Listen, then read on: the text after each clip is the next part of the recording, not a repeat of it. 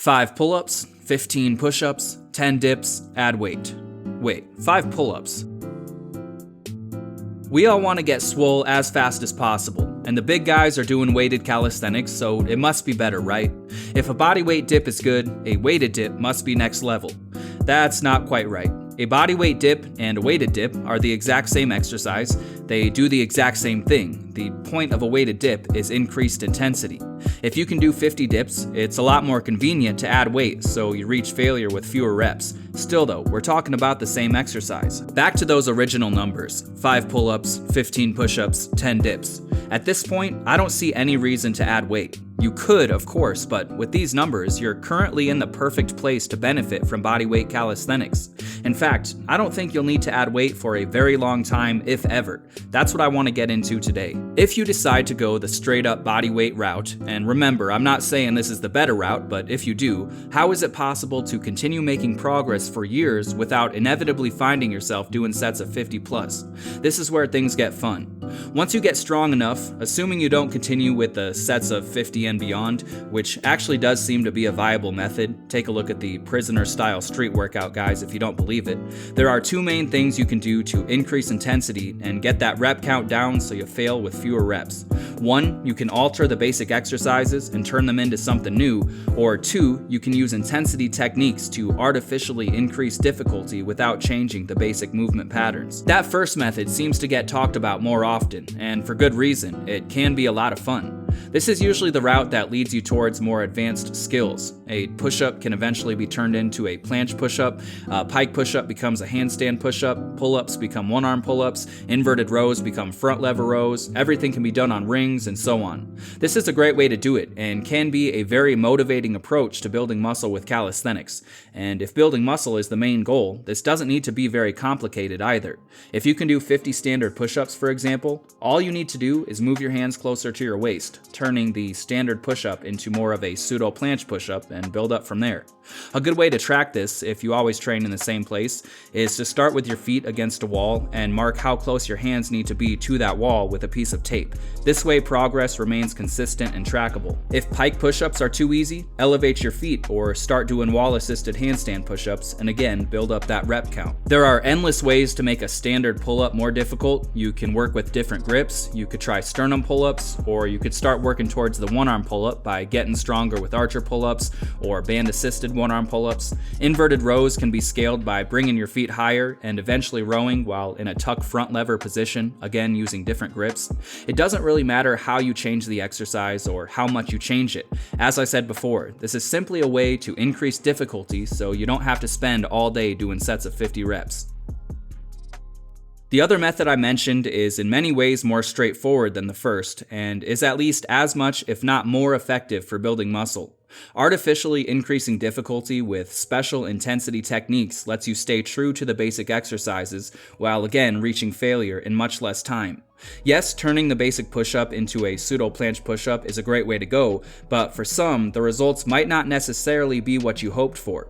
Maybe your chest grows well with basic push-ups, but the pseudo planche version is much more of a shoulder-dominant movement for you, and that's not what you're after. This is where the second route shines through. If you grow well from basic push-ups, it makes sense to keep doing basic push-ups, whether it's with sets of 50 plus, by adding weight, or as we're about to discuss, by using intensity techniques. The first and most basic way to make an exercise more difficult is by slowing down the negative. If you can pump out 30 push-ups without any thought for tempo, slowing down the negative to say 3 to 5 seconds on the way down on every rep will get you to failure much sooner, possibly even with a third the number of reps. If this is enough, all you have to do is build up again using this technique. And a quick side note on tempo, while it may be beneficial to move slowly on the concentric or lifting part of a movement on occasion, I think you'll be much better off in the long run if you spend most of your time moving quickly on the way up.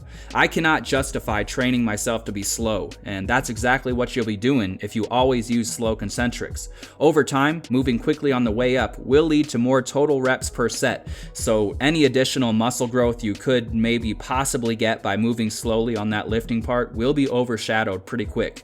Just how I see it though, you could use slow lifting if you want to, I just don't recommend it for the majority of your training. The next basic way to make an exercise more difficult is with a pause. Let's say you can do 20 pull-ups. If you pause for a second at the top of every rep, you may only get 15 reps. Maybe next, try adding a pause at the bottom as well. If this is too easy, you might add an additional pause halfway down on every rep. Anyone who could do even a set of 20 like that has far surpassed most people on the planet, but if that's still too easy, you could also add in the slow negatives we talked about before. And if even that's not hard enough, try pausing for 2 seconds rather than 1 each time. You can see how this is infinitely scalable. Another technique you can use is 1.5 reps. Rather than straight up and down, you can pull yourself to the top of a pull-up, go down halfway, pull yourself up again, then lower all the way down. That's 1 rep. If somehow you manage to max out on reps that way, why not add 2 of those half reps to every full rep, or an extra half rep and an extra 3/4 rep on every rep? Now try adding a pause at each transition point and moving slowly on every negative. I can't see anyone doing a clean set of 30 of those. Another method you can use is plyometrics. At the top of every push-up, push so hard that your hands leave the ground. You can do this with other bodyweight exercises as well. Adding that explosive element is a great way to get more for less. Another technique is increasing range of motion. Pull higher on your pull-ups or elevate your hands for push-up variations. This method allows for an even greater weighted stretch, which may lead to even more muscle growth over time. This next one ties into that first skill-based approach we talked about earlier, but you can also perform rocking versions of the basic exercises by temporarily manipulating levers. At the bottom of a pike push-up, for example, you can force the shoulders to momentarily handle your entire body weight by briefly lifting your feet from the ground at the bottom of the rep. You can do something similar with pull-ups by incorporating the headbanger version at the top. The options truly are endless. This is a very creative approach to training, and what you choose to do is entirely up to you. The point of this training style is finding ways to make basic bodyweight exercises more difficult without adding weight. Of course, you could always just add weight instead, that works too. At the end of the day, both will yield similar results. It just comes down to what you prefer. Hopefully, by giving you all these examples on how to continue making progress with calisthenics, you'll realize there's more than one way to do things. Just because weighted calisthenics is great and effective doesn't mean bodyweight calisthenics isn't also great and effective.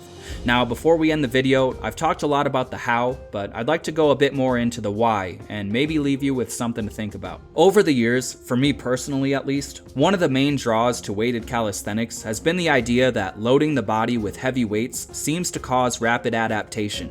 There seems to be something special about forcing the body to survive heavy weights. If I look back on all my different bulking and cutting cycles over the years, this does seem to be true. My most successful bulks, where I put on the most muscle, included heavy weights, which might sound like a case for weighted calisthenics, but not quite. What I've learned is how you choose to do it seems to be a lot less important than just making sure you're actually loading the body up with heavy weights on a frequent basis in some way at all. My 2 most successful bulks both included frequent maxing out and lots of reps. One of the 2 was heavy deadlifts once a week and basic free weighted barbell exercises in the 8 to 12 rep range, pretty basic stuff.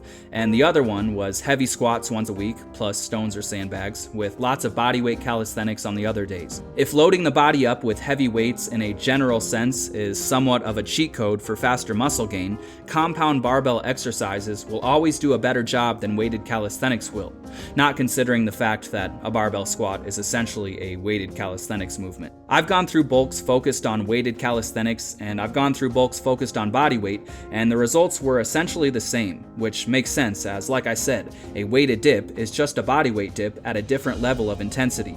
So what are you supposed to do with all this information? Well, first, remember that this is just my experience, and it may not be the same for everyone, but I would say, if you're not doing any other type of heavy lifting, maybe adding some weighted calisthenics will speed up your gains. Not because weighted calisthenics is special, but because heavy weight in general is special, in my experience at least. On the other hand, if you're doing some type of heavy lifting already, there's really no point in doing weighted calisthenics unless that's just what you prefer.